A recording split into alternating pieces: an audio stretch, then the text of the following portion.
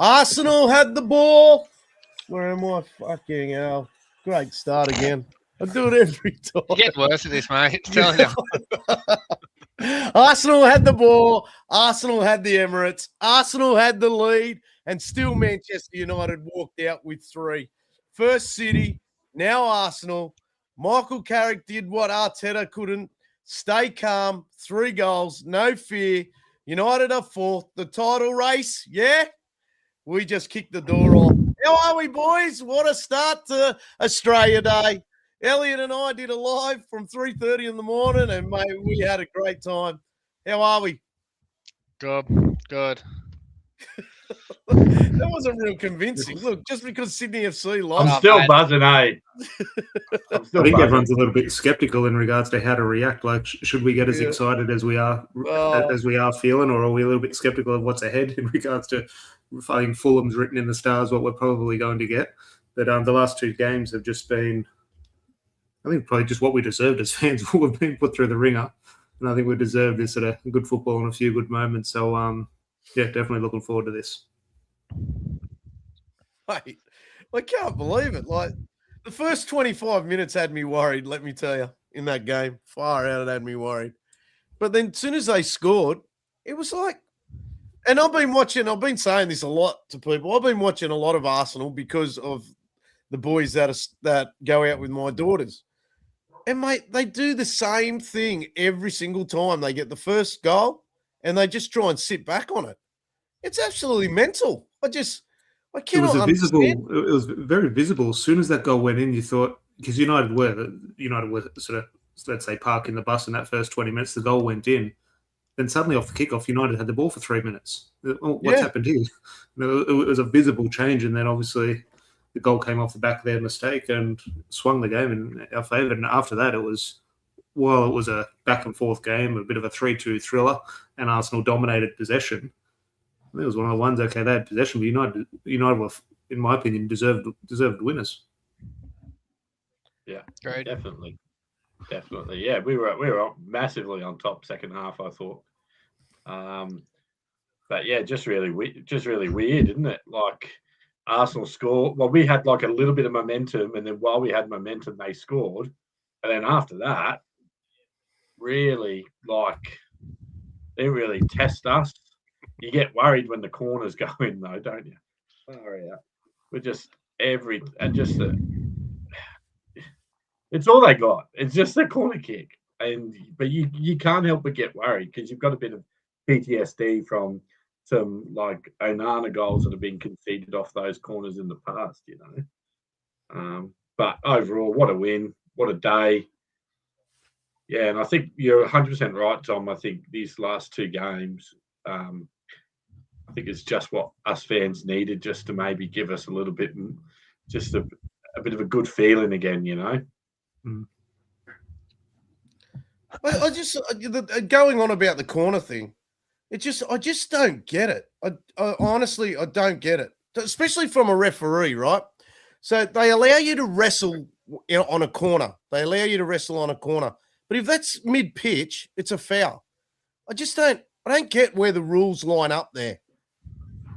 It just becomes irritating to me. It just becomes irritating. The penalty area has always been that in regards to set pieces and corners, but also fouls in regards. You're right, a foul on halfway is judged differently to a foul which would result in a penalty. I think it's something that's not written in the rule book, but it's kind of football has just accepted that that's the case, whether we agree or disagree. That is definitely a thing. But Arsenal on set pieces are just one of those ones where I don't think they do anything. So I watch them line up there in this area of the penalty area or this area of the goal. I don't think they do anything special. The reason Arsenal's so good on their delivery is just on the money every single time.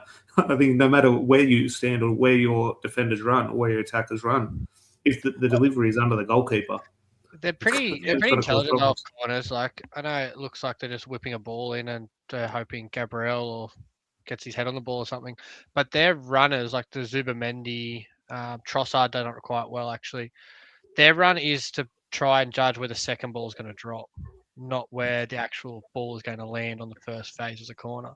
So that's why a lot of their goals actually come from a header, getting knocked back down, or either it'd be one of the defenders actually trying to head the ball out, can't get a good clearance, and they're inside the box, around the area, waiting for the ball to drop. And that's why all their big players run to the keeper, stand on the keeper, because it creates space around the penalty spot. It's quite intelligent, but it's one of those things where you're like, how the fuck does it work so much? Just the last bit on Arsenal as well. Sorry, Adam, but we discussed before in regards to, and there's been a thing in the last couple of weeks with Theo Walcott asking Wayne Rooney, how would your team go against this current team? And what Wayne Rooney was 100% correct in his answer. I think he was even a little bit too humble. I think it would be an absolute drubbing, but Arsenal don't have to worry about the 2008 Man United team or the Arsenal Invincible team or Jose Mourinho's Chelsea team. They just have to worry about this year's Aston Villa and this year's Manchester City. So it's not their problem. It's not their issue to deal with. They're just not, in my opinion, when I watch them, they're not a Premier League winning team. No, I think Declan Rice in full form. I think he's a valuable squad option to a Premier League winning team. But I don't know, like who's their best player besides Declan Rice? A lot of people would say Saka. Yeah, Gabriel's I think he's a solid defender. Yeah, but I don't see Saka as world class. That might be. I definitely don't. But it's just crazy. But I see a lot of people say he is, but I don't see him as. I thought that Noni Madueke. I think he's more of a threat than Saka because he's a bit more. Like Saka's always got like a plan when he gets the ball, whereas like Madueke doesn't. It's a bit more erratic when he gets the ball, and I find that's why I think Doku's quite good for City because he just when he gets the ball, he analyzes it and then just goes. He doesn't second guess. He doesn't actually think, let's keep the ball. I think those players on the wing actually cause you a bit more damage, and I think Saka looks very. I don't know what the term would be, but very coached. Yes, very, very textbooked. Yes. You know what's going to happen. Yeah, that's exactly what I was trying to say. Exactly that. Saka's had better seasons than this season. Oh, he's a good player. But I think it's in. He's always getting maybe one or two, 4-week injuries a season as well. I think, and that sort of, another thing that shadows his quality. I think the comparison that really pisses me off is the centre back pairing that keeps getting compared to Vidic and Ferdinand. Oh, yeah, you can't. And them as a pairing are as good. I think that's a cop out. Quite frankly, if you look at the attacking teams that go against those two, it's not as if they've been defending that well this year. I think Arsenal are just very well organised in games and game management and winning 1 or 2-0. Because Arsenal play 4 centre halves across a back 4. They're very rigid as a defensive structure. Yeah, there's no like that. Hikepié played for Bayern Leverkusen as a left centre back in a back 3. Yeah, he did. Jurgen Timber is a natural right-footed centre back. And same with the depth too. Like Ben White wasn't bought as a right back from Brighton when he signed for them, and that Italian Calafiori who's injured, he's not a left back. He's a left centre back as well. Yeah, So I think it's just. But then that's a boring way to play football. It's a boring way to play football. I don't think you can compare ever centre back partnerships like Vidic and Ferdinand, Carvalho, Terry, so on, until the people you're comparing them to have won major prizes in the sport. Like I think you've got to win the Champions League, you've got to win the Premier League. Like, you can be great, but until you win the Premier League, I don't think it takes you to that level at all. That's why I think Virgil van Dijk's a bit of a cop out when people say he's the greatest defender. He's won 1 Premier League and 1 Champions League. I'm sorry. Do you think when we got up 2-1, which I've seen it week in, week out, their defense started dropping so deep. And that's why we started getting getting a lot of ball through that midfield. I think it's one of the first times we actually dominated a midfield. Like Declan Rice was chopping Bruno most of the game. And I've been reading a lot today, a lot of comments today. And mate, if they don't think, I did that reel on comparing Odegaard to Bruno. Mate, it's not even close, man. Today really proved it. Really proved it. It was just, I don't know. For mine, I thought Bruno was very good on the ball today. And he just stepped it up. He looks better in that 10 position. I think, Amarin done him a dishonor, man. For honest to God, man. He was that. I thought Bruno was that good today. And look, mate, Declan Rice was quiet today because his task was to mark Bruno. To disturb Bruno's game. And I don't think Bruno played as well. I don't think Bruno played as well today as what he did against City, by any stretch of the imagination. But I think to Arteta's probably, he's taken Rice out of the game by using him to mark Bruno today, whereas Rice is quite an influential player for Arsenal, and to take, I guess, some of his qualities out of his game for him to mark Bruno was a bit of an error, from my opinion. And Odegaard, just enough, like he looks off it, doesn't he? Another one who's probably got a couple of injuries in his bag a season. When he originally signed for Arsenal, that first 2 seasons he was great, but he's not doing anything in comparison to what Bruno does for us, from chances created and things like that. And I think the biggest. Odegaard's not that player. He can He's a be bit odd, like but in that team, nothing's like creative in that Arsenal team. Do you know what I mean? Like they're so rigid the way they play. It's such a basic way of football, which it works for them because they're currently in the league. What sticks out to me with Odegaard, sorry Jordan, but every time I watch Arsenal, especially in a close game, he's the first off. Arteta hooks him every time. And he's the captain. Could you imagine any team, but especially, as I said, a Premier League winning team? Yeah. Okay, back to the wall. Okay, you need your leaders to step up and get you over the line. Take your captain off. Yeah. I don't want to be critical of him in regards to should he be the captain. It's not his choice. He's probably been given it. But it's just a weird... It's a very good point, that, actually. Which goes back to the argument in regards to, here we're discussing the quality of all these Arsenal players. And Adam, hopefully we get off the Arsenal topic soon and talk about how good Man United were. But I think the issue around Arsenal, a lot of us, which Arsenal fans are probably having, just that mental side of things. Do they really have it to win a Premier League? The quality is one thing, but they looked like, as soon as Manchester United got on top today, the crowd was, oh God, what's going to happen? You could sense it with the players. Oh God, are we going to bottle this title again? They seem nervous, don't they? Yeah. You could feel it. You could feel that, Tom, couldn't you? You could feel that through the game. Elliot and I spoke on it a couple of times through the live, and once we got the 1-1, there was, but even the cameraman started panning to the crowd and everything like that. You could just see the nervousness start getting around, and I think they're a crowd that. I know a lot of crowds enjoy moments and things like that, but I think their crowd at the moment they're so desperate to win a title, they can just see any failure that goes along the way is a bad moment.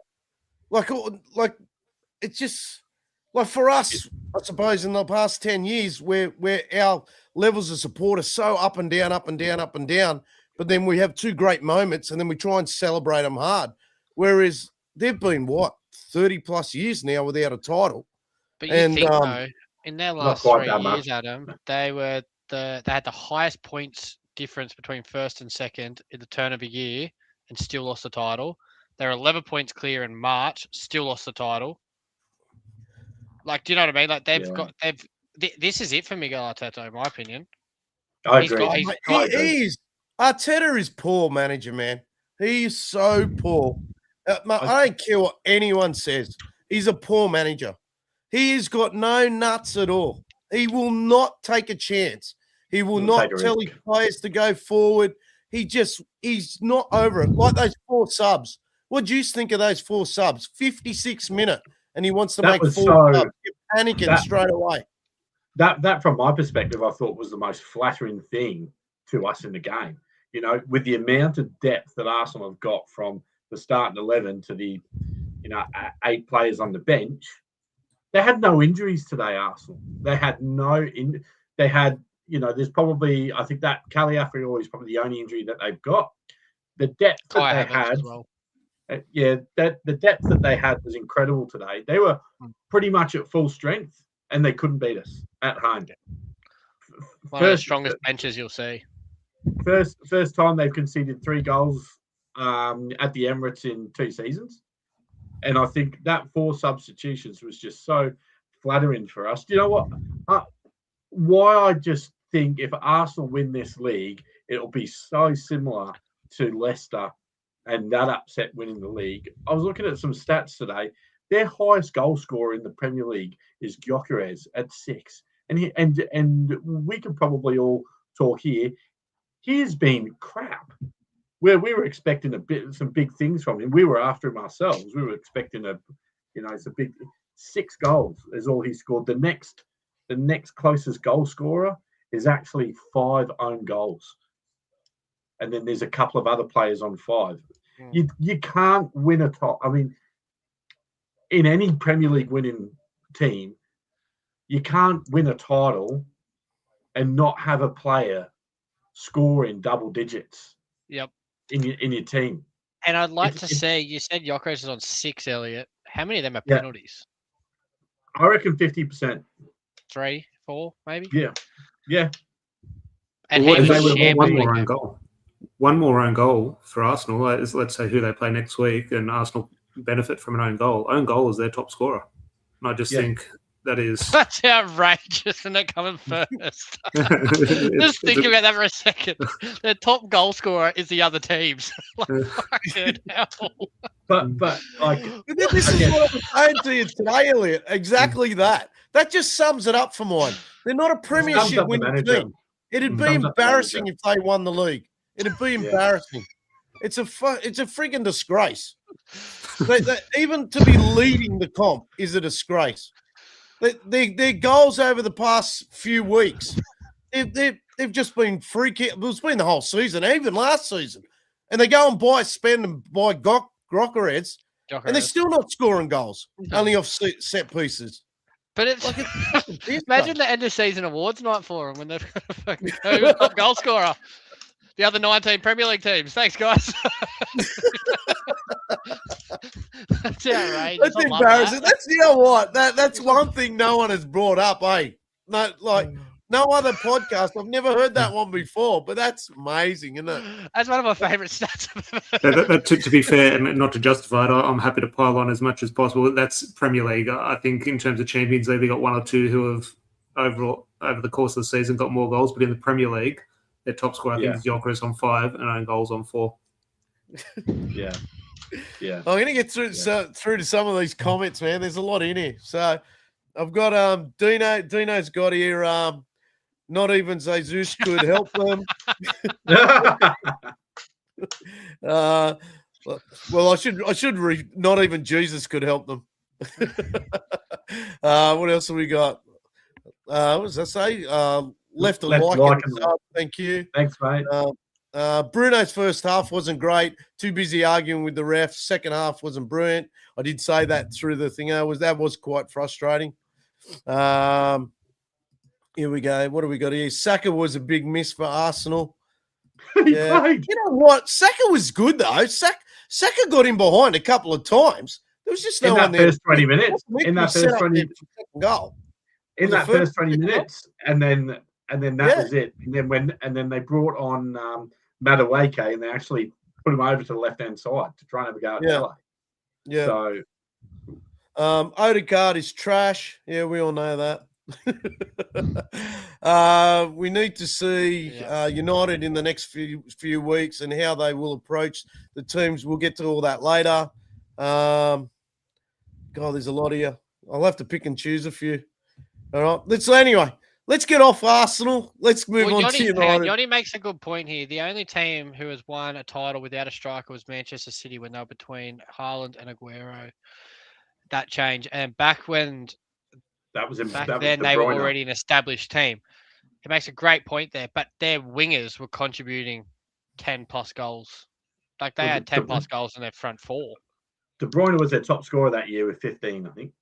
15 goals from midfield. Yeah, but he played a false 9 that year, didn't he? Really, De Bruyne did. There's a good one here from Box X6L. Saka has. Imagine this was United. Say our winger or striker.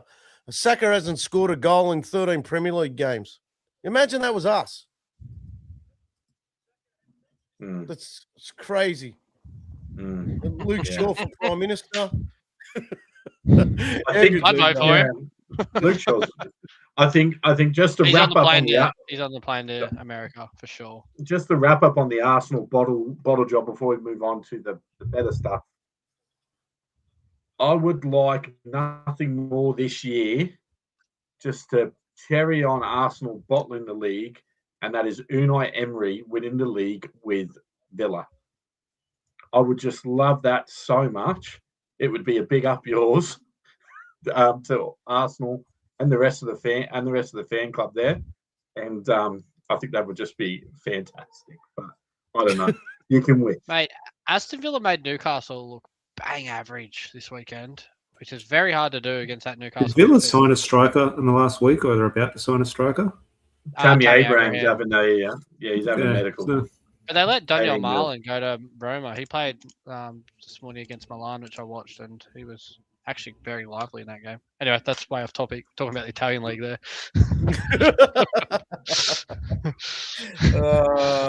Anyway, let's get to United. It was a tough first 25 minutes. We did touch on that before, but you know what?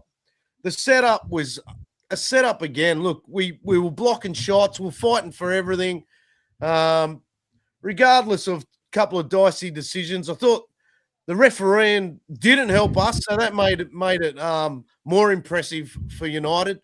The 50-50s, we never got any of those calls and everything like that. I just think, you know what? We've put this, I don't know whether it's Carrick that's brought it in a great mindset, or the players have just, jumped on board and just gone, you know what, let's step up for this manager. And, oh, mate, it was so good to watch after. Look, it was tough when we copped that we're up 2-1 and it got back to 2-2. Just copping that shit own goal. Was it the own goal, the second one? Or was that the first? Nah, Miguel Moreno scored their second off a corner. Oh, yeah. That was where I thought Le Mans really didn't need to come. He didn't really need to go into that pack. I thought he should have just stayed on his line. But anyway, besides that, he made a couple of great saves to save our ass in the first few minutes of the game as well. So, mate, that one is Zubimendi, that header. That was a good save. Yeah. I tell you what, though, you think about most games in the Premier League, and if the home team brings it to 2-2 with 6-7 minutes to go in the game, they're most likely going to push on for the lead with the crowd behind them, no matter what team it is. But then you look at the Arsenal team coming first in the league, and as soon as they scored it, it's like we went, nah, we're coming back for this.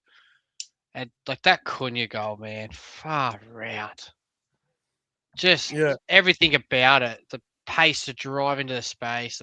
Anyway, we'll talk on it later, but fuck it, that made me excited, that goal. No, talk about it now, mate. We'll go back and forth. It's fine. On the Cunha topic, right? Last season, you got a big name player like Garnacho who's dropped to the bench for a couple of games. He's sucking like a kid. He's going to the press. He's putting out Instagram posts and stuff like that. Carrick's come in. He said to Cunha, look, I've got a, I think there's a good way that we can put you into the team and put you into the game to impact the game. And he's just rolled up his sleeves. He's come off the bench against City, assisted for the second goal, and then he's come on again today. Worked his socks off, and scored the winning goal in the game. Like, mate, just the attitude of him as a professional after Carrick's come in has been great, and I think.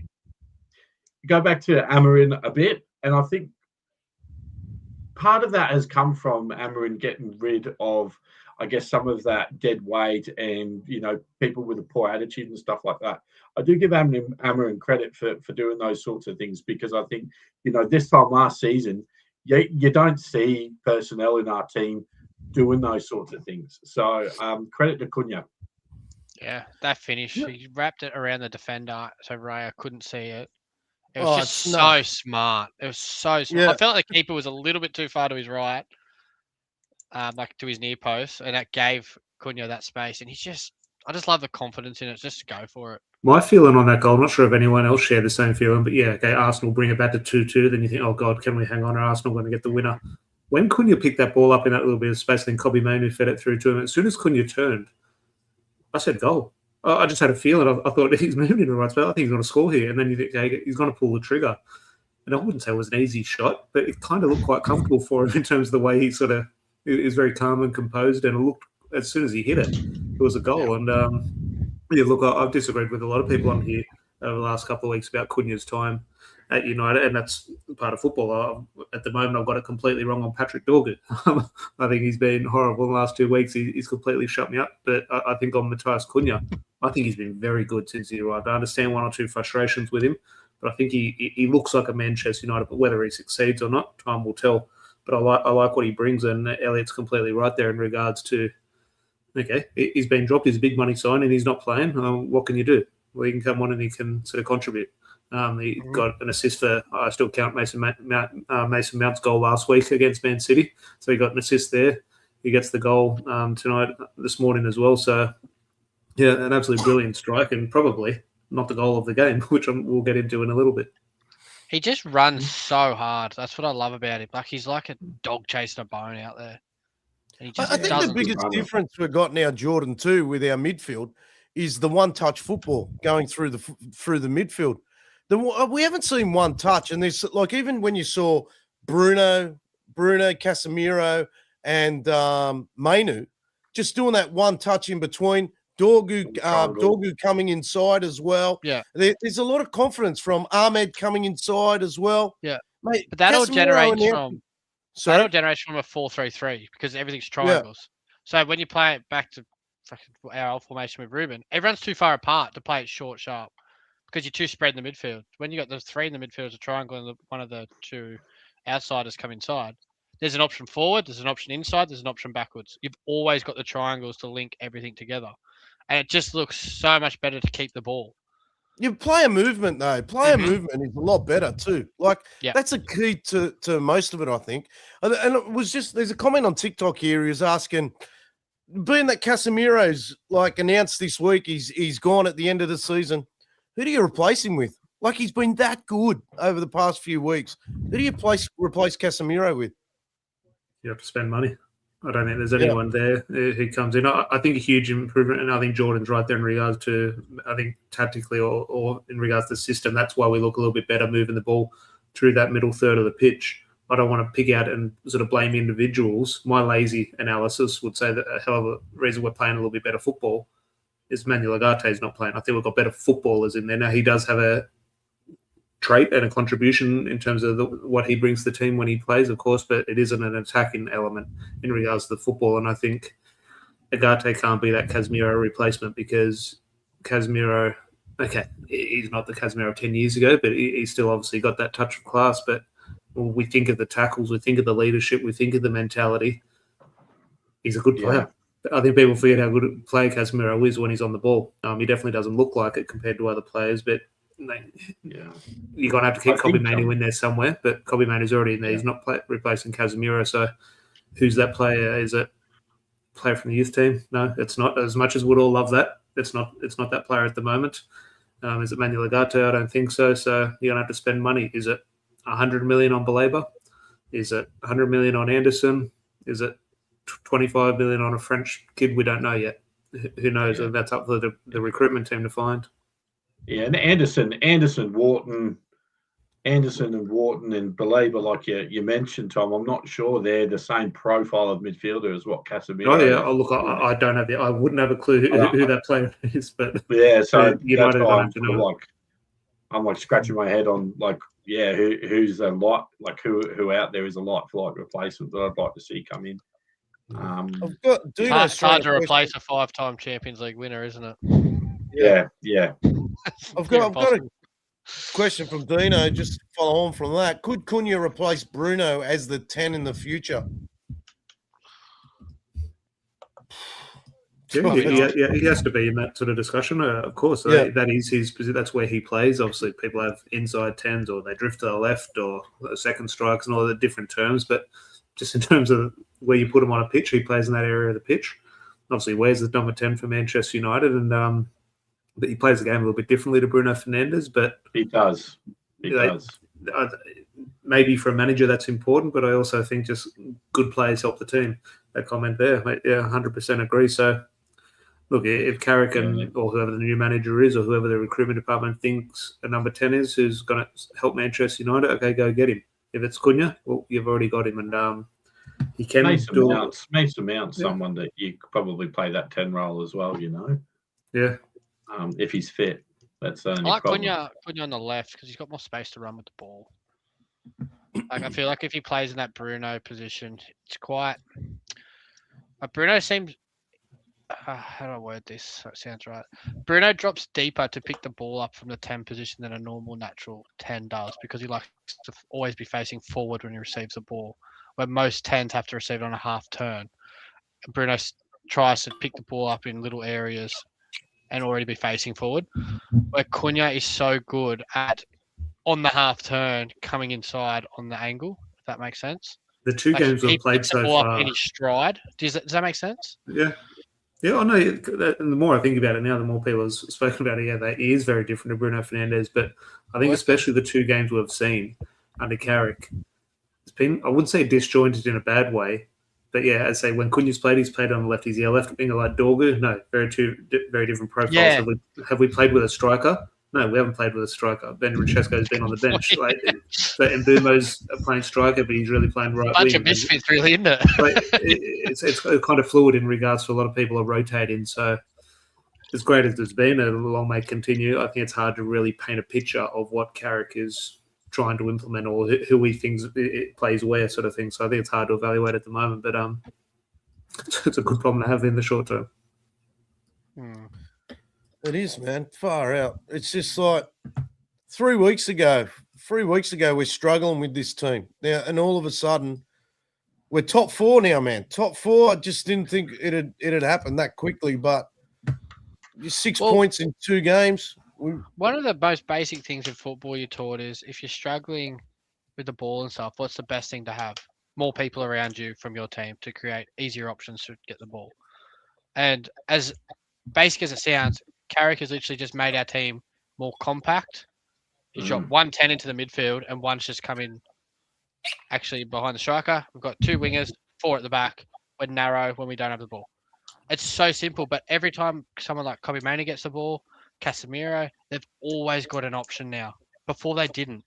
It was always on the counter attack and it was trying to do a quick transition and get the ball high and wide early to the wing backs so we can just run at the other teams. Now we've actually got players that can get in pockets of space. Like Kobe Mainoo is so good at picking the ball up in tight areas.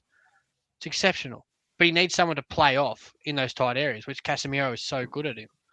Like it's just great, the new system, I reckon. I love it. Also, like, I think we're a lot calmer around the back. Like the amount of times we were under pressure in the backs, and we just like, I'm thinking to myself, look, just Elliott, get rid of it. Yep. Nah, we do a short header, we do a short pass, we build again, and it's limited. Like if you watched Arsenal today, the amount of times they pass back to their keeper compared to us in this game was chalk and cheese. United were so positive going forward and playing positive football compared to Arsenal, who are leading the league. It's just chalk and cheese. Like, we're the ones that should be feeling the pressure, but they are. It's crazy. I think the centre-backs, they're so desperate to win this title. You think they make a big difference, Tom, for having the centre-backs back and fit? Well, that's the thing. I never thought of it until Adam brought it up, but I think now that just sort of comes to mind. Look, I love Lenny Yoro and I love Aiden Heaven. I think when they play, Lenny Yoro had a shaky couple of weeks, but ultimately, okay, there's very good in Lenny Yoro. I think he's a player with potential, and I think he has done well for a young player at Man United. I think Aiden Heaven won our Player of the Month. Very good. They were shaky. And now, yes, you could look at Ruben Amram at 3 at the back and 5 at the back, and that was the reason they were shaky.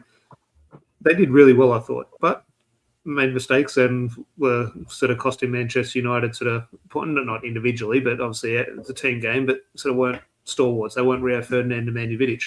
Neither Alessandro Martinez or Harry Maguire, but they're experienced players. So we like Lenny Yoro, we like Aiden Heaven, but they're the tough ass. Young players coming in and sort of being the main men at the back for Manchester United. Suddenly you have 2 proper pros in Lissandro Martinez and Harry Maguire who've had ups and downs or have come through the ups and downs. They just looked experienced. and they're doing the job against Erling Haaland, against the team coming first in the league. So, now does Matthias de Ligt come in for Harry Maguire when fit? That's a debate Michael Carrick will give us the answer to in a couple of weeks, hopefully. But, yeah, I just think the experience those two centre-backs, whether they have or they're just showing, is telling in the last two performances. They just look comfortable. And our centre-backs aren't usually comfortable, so it's easing my stress levels. You guys might disagree or agree with this, but I think playing in that, I guess, a bit of a unique system with Amarin, I do think has helped us from a defensive perspective in this system that we're playing in with Carrick. If you look at the reason why we're defending so well, you've got two wing backs playing as our wingers in the system, in Dorgu and in Ahmad, right? Who understand the player behind them so much more because they've played in that wing back position under Amarin that I would put money on that those two wingers are probably have travelled the furthest distance in the game, I would say. The work that Ahmad did off the ball today, yeah, he didn't probably have a good game on the ball. Like, he didn't get much ball, but the work rate off the ball and the defensive stuff that he did, unreal. The cover for Dallo, unreal. Same with Dorgu, with Shaw. I'd also argue and say that Shaw understands that left back position, even though he's played it most of his career. He is playing that with a lot more certainty now because he's played as that left-sided centre back in Amarin's back three.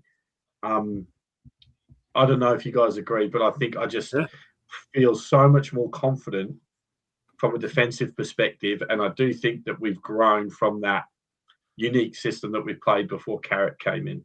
What I was thinking in regards to, sorry, Jordan, just quickly, and hopefully this makes sense. I've got this picture in my mind. I'll need a tactical board to hopefully explain it right. But we always look for we don't have any evidence of Carrick as a manager. I wasn't watching Middlesbrough. I can't remember the 3 games he took over in the interim period a couple of years ago. But we always think, okay, what's this manager going to do? And we think of the player. Okay, what was he like as a player? Okay, that's sort of what we're going to get from a footballing point of view, and we're looking at that currently in this Manchester United team. And we think of Michael Carrick on the ball in terms of number 6 dictating play.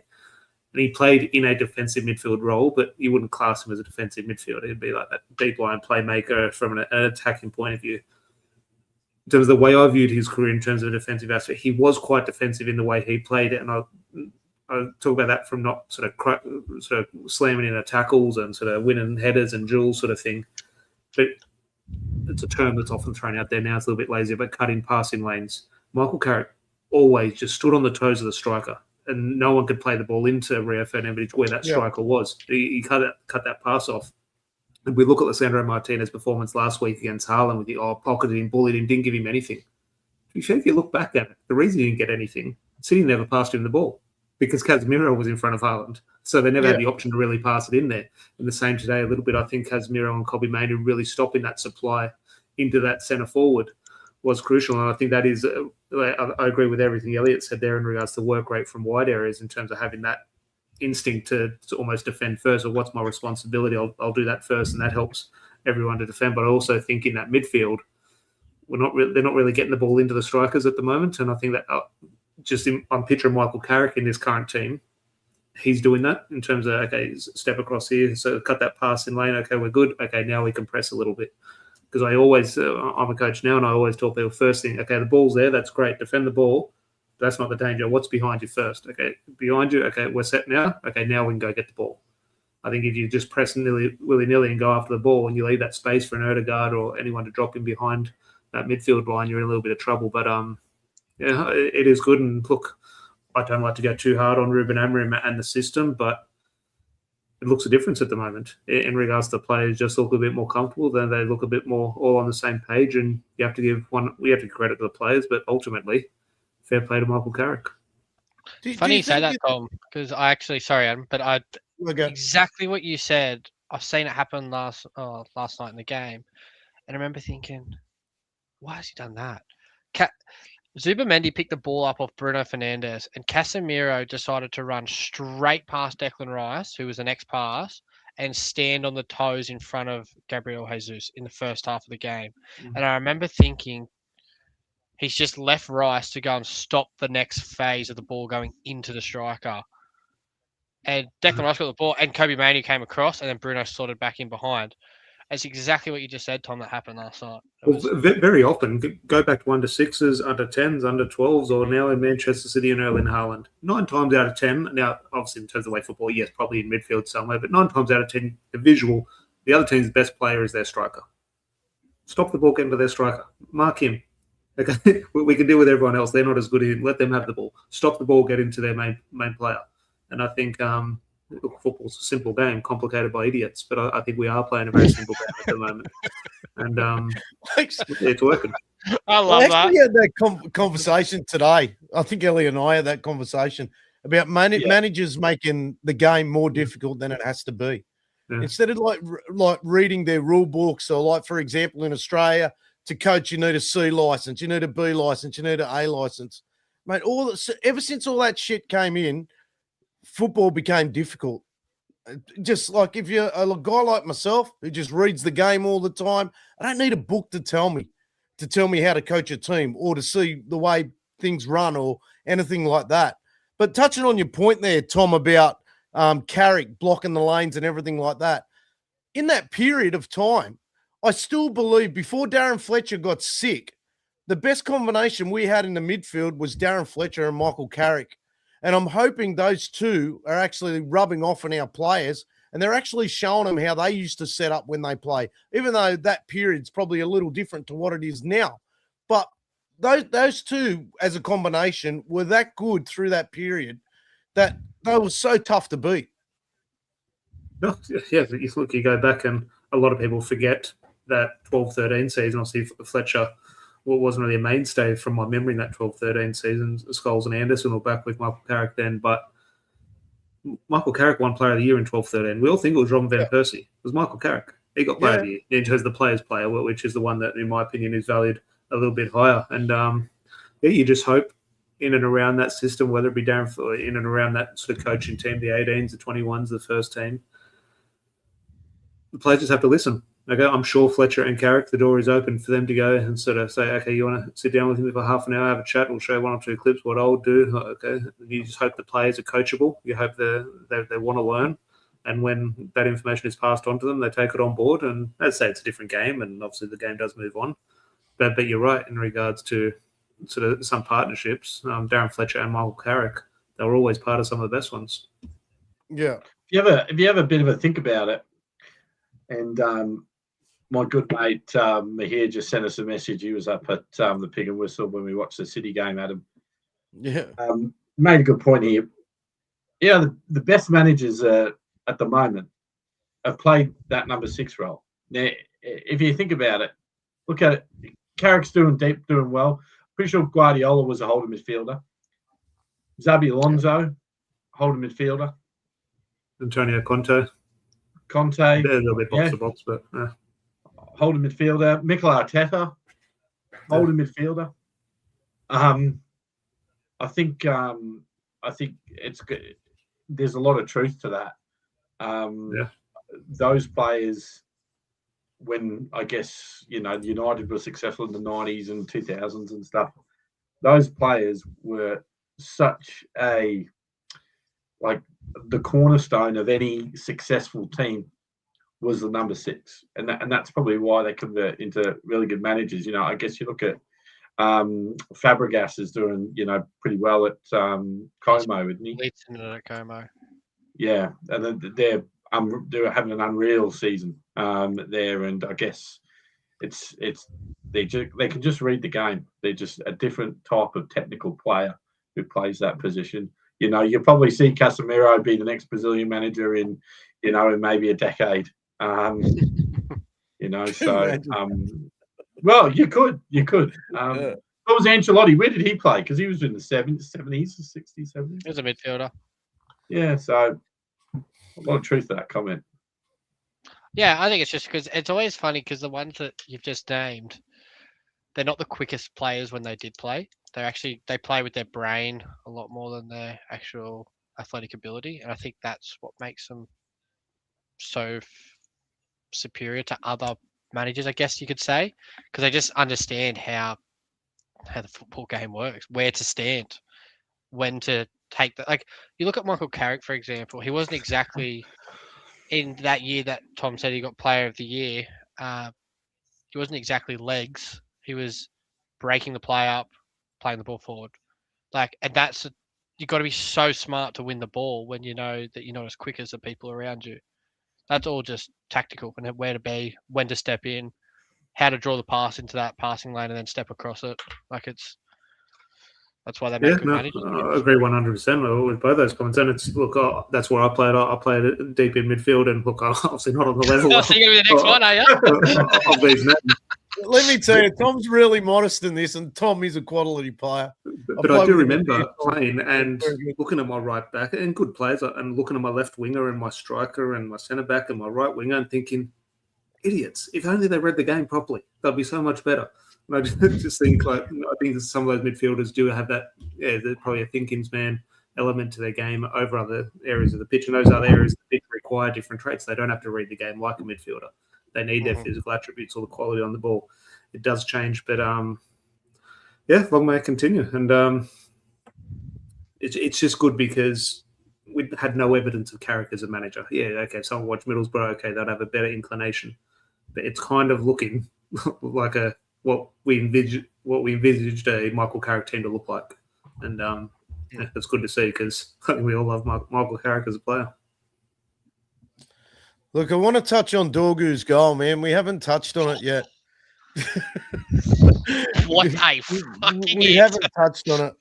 But if you have a look at my latest reel, where Elliot and I are celebrating the goals, we actually called it. We're there and both of us were looking for United to score a goal through free flowing play. And mate, it was every bit of that. It was every bit of Dorgu and Bruno, the way they worked the 1-2 together was absolutely beautiful. I didn't realise that at the time. The strike took over for me. It's not until I went back and watched it a couple of hours later I realised the little 1-2s. That worked the space. And look, I've been very critical of Dorgu, and I'll have to stay consistent with my thoughts in regards to his ability. I think consistently, and a lot of that has been sort of judged from him on the right. I don't see it. I don't see a Manchester United player. Now, it's weird because I like him, but I don't see it the quality as a footballer. The last 2 weeks, he shut me up completely. And is that his work? Is that Michael Carrick's work? Is it a different position? I'm not sure, but that goal. I reckon he was watching the pod, Tom, and he just went, nah, I'm coming for this guy. But look, I'm over the moon for him because I do like him. It's just what a goal. I'll try back to Adam in regards to what was the more pleasing aspect of the goal, that link-up play and the football, or the quality of the actual strike. Mate, it was strike. And for Arsenal supporters to call it handball, and for that to be taken away for that, you're absolutely taking the piss, man. I thought they were going to call Harry Maguire's. I thought that was a chance. Yeah, and I was like, man, where's his arm supposed to be though? If you're sliding in regards to the actual rule book, which I remember them bringing that in regards to the way they've worded the rule now, that's as much as I would probably call that a handball on Harry Maguire, the actual rule says that's not a handball. If you fall into the ground and your hand, which is supporting your fall, hits the ball, it's not a handball. So as much as it's a handball for me, and I think we're lucky, by the letter of the law, it's the correct decision. Yeah. And the more you watched it, the worse it looked, didn't it? To be honest with you. And then they showed it in slow motion. At first sight, I went, that's not fucking handball. He's bracing himself. But after watching it 2 or 3 times, I'm like, fuck, we got lucky with that. But on Dorgu, I don't think maybe I'm blind. Maybe it did. Look to me like it didn't even look like it. Didn't even look like it hit his arm. Yeah, I thought it just came up off his thigh. Yeah. No. I mean, back to Dorgu's. Continue. Back to Dorgu's goal. I think it just shows what confidence can do to a player. And even I think that confidence was building before Amrin went as well. When he scored that goal. He scored that goal. Who was that against? I know, but that was a worldie as well. Newcastle, yeah, and we beat them. Just shows what confidence can do to a player, and I think it shows maybe how much Amorim was playing players out of their position. Maybe. I mean, I didn't know too much about Dorgu before he signed for us, but I've read elements that at Lecce he was right winger was where he was at his best, scoring goals. I've seen highlight reels of him at Denmark, and he's playing that left wing role, and he's scoring goals for them as like a person who's hit the back post late and scoring a goal from the back post. Long may it continue, and I think he's only still a young kid, right? But far out, man. Like, just what a goal, and confidence is key. And I think as the team around him continue to be confident, he's just going to grow as a player, I believe, and hopefully he'll keep proving people wrong. Mate, I love the part where Bruno told him, "No, celebrate." Did you see that? Yeah. So he went. So Bruno came up to him and he thought he wanted a cuddle, and Bruno goes, "No, go through, basically doing a knee slide." Yeah. Can't tell him, fucking go. Go. Yeah, do that. your knee slide. Yeah, that's good. Good character building, all that stuff. I love that stuff. I got a question here from William. Where does Cunha fit into this? I'll read it. I'll summarize it. Where does Cunha fit into this side, being that he's on the bench? Where does he start? For mine, I think he starts next week against Fulham. I think he'll start next week against Fulham.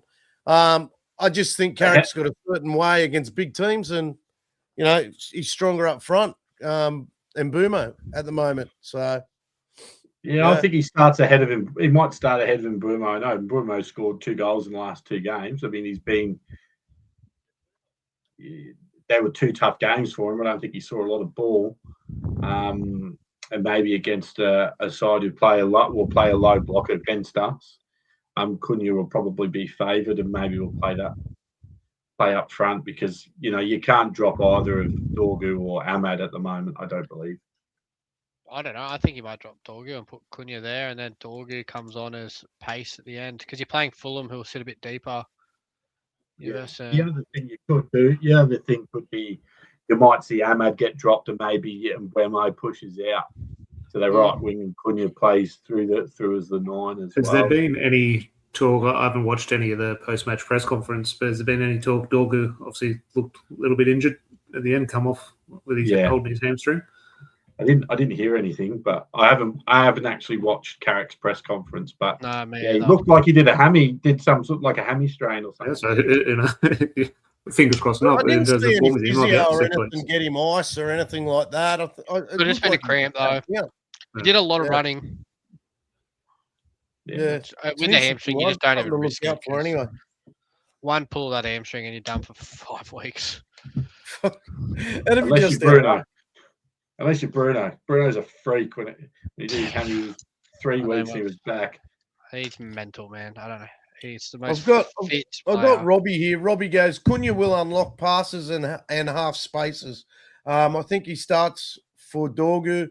Fulham will sit deep and block. Yeah, Fulham will sit back. Definitely. Will they? But look at where they're going, man. Will they? They're a confident team at the moment. That's what I mean. They'll be dangerous. Harry Wilson. Fulham don't sit deep at all. Has anyone ever watched Marcus Silva play? His teams don't sit in ever. No, I mean they have 2 of the most attacking fullbacks in the comp, Anthony Robinson and Tete, and right left back. They have Harry Wilson, who's in the form of his fucking life at the moment. I tell you what, you look at Man City. They're going to sit 10 behind the ball. I don't think so.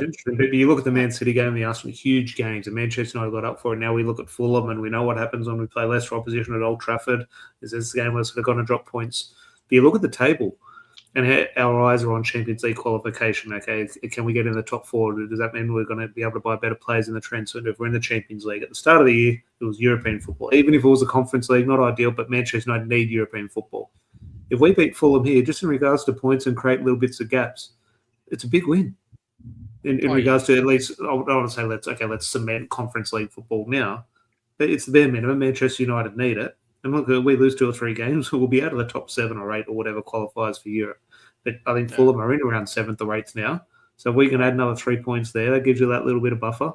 And so it's a big game. All the games are big, of course. But in regards to that chase for European football, we're looking above us, but below us as well. We've got to start creating a little bit of a gap. And another huge game. These are Dino's been saying it for I stayed at his place for a couple of weeks, and he was saying it all the time. He's not really bothered by Arsenal or City. He wants to see where we go when we're up against Fulham, and so on from there, because we've got Spurs coming up as well. What's that? That's after Fulham. This is where I'm happy with that game. That's a game we can really get on the ball and get at them. It's away, I think, as well. I think it's away. Early kickoff too. Spurs at Old Trafford. Oh, is it? Okay. Yeah. Early kickoff too. Yeah. Yeah, I think these next 2 matches are really important to us. I really think that, and they're probably important to the fellow who hasn't cut his hair as well. So that'll be fun. Yeah. So, anyways, boys, what an exceptional day today has been. It's been unreal. We're coming up to an hour. I couldn't be more happy. The week's going to be unreal this week. It's just going to be beautiful. We'll get some reels out and everything like that. And thank you for coming on. Thank you. We've had a lot of comments in tonight. It's been great. We're building slowly, which is fantastic. So if you're new to the chat, get in there, like the show, and join us on TikTok, Instagram, YouTube. We're doing our best. We're trying to be real here. We're not trying to bring out fake news or anything like that. So thank you again, boys. And it's great to be a United fan at the moment. And I'm really embracing it, and, so we're not suffering at the moment until next week, maybe. Is this the first week in, I don't know how long, I forget the results from last week, that Liverpool dropped points and Manchester United went and got the job done? Yep, pretty much. Yeah. Would be, It was a while since that happened. Because we drew, the last time they dropped points, we drew as well. Mm. So that was 3 weeks ago. You remember that was that weekend where there was like 6 draws or 7 draws, and we could have jumped. So this is the first time we've actually been in 4th spot in what? Yeah. Maybe 2 seasons, 3 seasons. We're in 14th for most of last season. Yeah. So anyway, let's keep riding this wave. Boys. New year, new us. Yeah. New year. Look at us now. And by the way, people, being that I'm back in the cave, we might get a collector's pod going this week. We'll talk to Jordan about that. See what we've got. We've got a lot of things coming through. Get on to Elliot's doing well at the moment. He's got an eBay store too. Plug that at the moment, Elliot. You're doing so well with that, which is great. What's it called? Carpenter Cards? Yeah, jump on at Carpenter_cards. Look, it's just a bit for everyone. I think I just put some stuff up there. It might fill your PC. It's it's not going to break your bank account. And send us a message through if you're sort of keen to get a few different things, because we can get you a postage discount and stuff like that. So and throw a few freebies in. I'm all about helping other people collect and fill their PC. So yeah, 100%, man, 100%. Elliot's been doing really well with that. Jordan's back at work. I'm back at work tomorrow. I think Tom might have still another week to go or something like that. I've been back. Well, yeah, the kids are back. I've been back for 2 weeks. The kids are back this week. Yeah, but they've been back for a while. But Thursday they're back. Yeah, I'm back to work tomorrow. It's a shame. I've had a long time off. Tom, did you say Thursday they're back? Yeah. So Thursday, Friday, then they got the weekend, and then you're not just... Yeah, and is that Monday's really weird, or was that just me? Monday's the swimming carnival. So they got... All right, boys. My daughter's going to school tomorrow. Yeah, I can't wait. All right, boys. I'll talk to you later. See you later. Check. Gary Neville looking for his first goal for Manchester United. What a time to get it!